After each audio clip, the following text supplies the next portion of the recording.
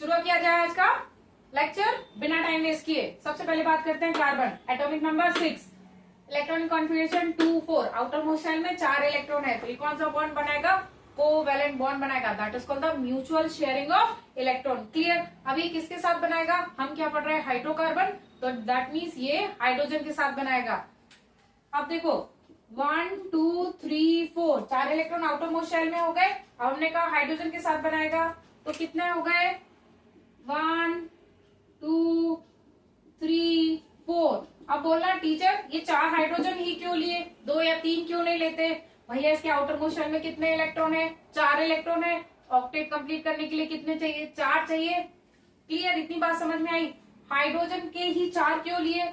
Hydrogen 4 इसलिए लिए, hydrogen की शेल कैसी होती है? पहली और आखिरी शेल होती है। उसको क्या कंप्लीट करना होता है? डुप्लेट कंप्लीट करना होता है।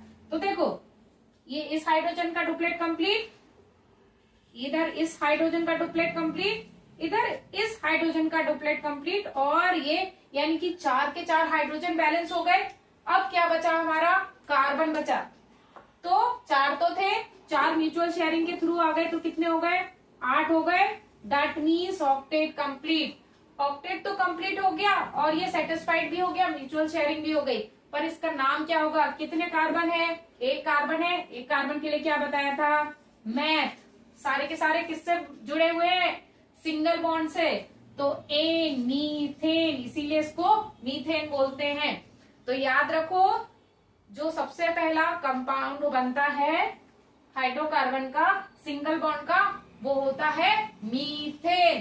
Thank you for watching my videos.